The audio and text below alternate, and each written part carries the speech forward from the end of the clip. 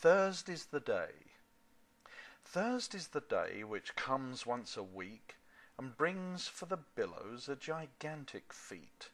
For Thursday's the day this curly-haired army can always be found washing their laundry. Their laundry, you say? What's so special about that? Till you stop and you count, and you'll take off your hat.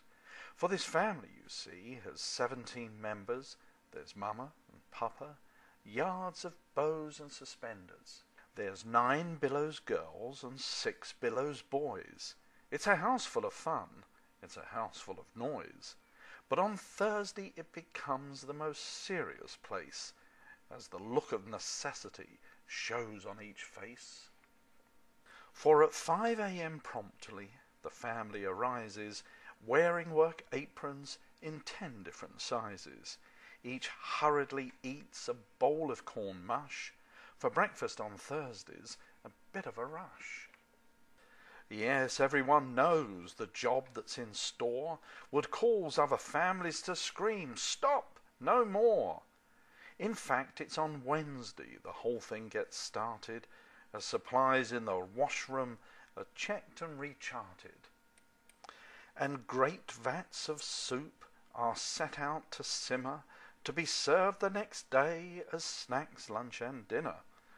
For once years ago, lack of soap and some eats left them all very hungry, and no socks for a week.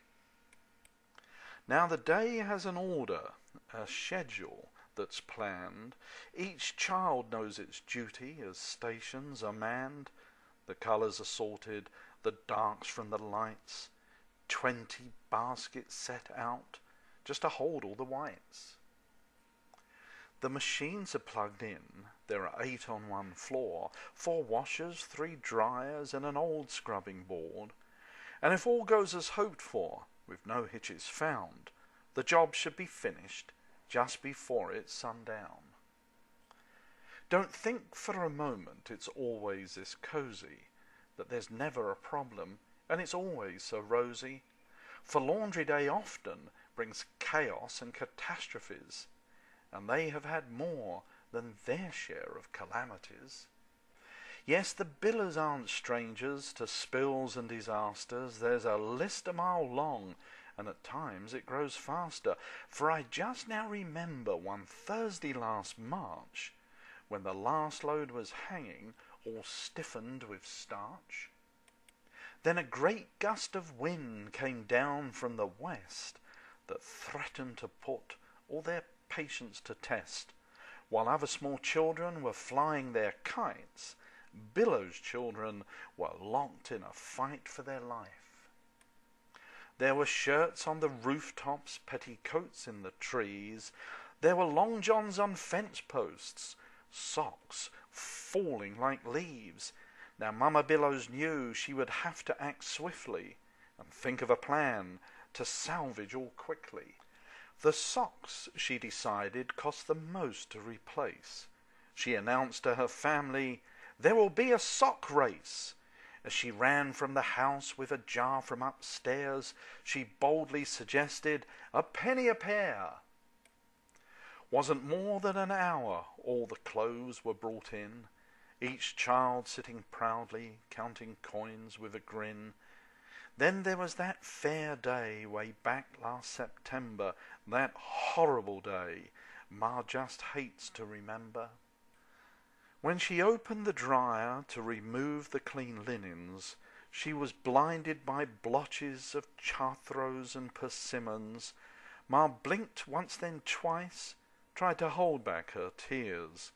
But this story is one she'll be telling for years. For it seems that when just about no one was looking, the littlest Billow had to see what was cooking. So into the dryer a fistful she pelted of colourful crayons, which now had been melted. It's the funniest thing, though, about Billows tragedies. They make the best of all kinds of casualties, and the sight of those sheets with the real cool designs gave the artistic Billows a spark of sublime. Yes, it wasn't too long before all knew prosperity through the profits enjoyed by this small cottage industry, as friends far and near came, white t-shirts in hand, and a pallet of crayons contained in a can.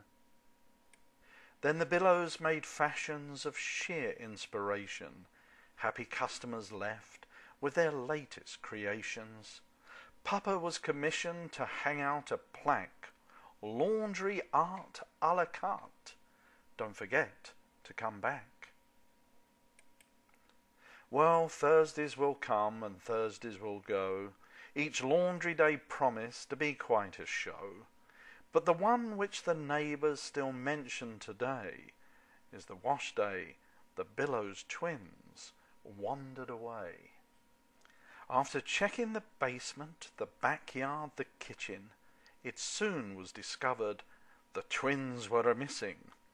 The clan was alerted, machines halted mid-cycle, search parties sent out on foot and tricycle. Ma Billows thought best to get down on her knees. Pa Billows took matters to the local police. There soon was a houseful of uniformed strangers, wading through laundry and filling out papers. Billows' sisters wrung hands, Billows' brothers paced floors, and neighbours hung curiously out their windows and doors. There was talk of rewards, hounds sniffing the ground, missing posters on phone poles all over the town. While under clean laundry, all piled in a heap, the two matching brothers were there fast asleep. Someone lifted the blanket still warm from the dryer. If I'm telling a fib, you can call me a liar. But the two boys were tucked in as if by their mother, each one with his arm wrapped round his twin brother. They peeked out from under the rims of their caps and said, "What's the fuss? We've been taking our naps." When the copper sun sets and the evening draws near, it's the time of wash day that the Billows hold dear, for they all gather round in the family great room. They each grab a basket and pick out a tune. Then great mounds of linen made sweet on the line are folded to rhythms in 3/4 time. As Ma plays piano, the ironing gets done. As Pa leads the singing, socks get paired by the ton. And when it's all finished and each piece put away, if you're hushed and you listen, you'll hear them all pray, to offer their thanks for the help of each other, of Mama and Papa, of sisters and brothers. Laundry day for the Billows is quite a tradition, and getting it done has become their great mission. But being together and sharing this feat is the reason they love Thursday's weekly retreat.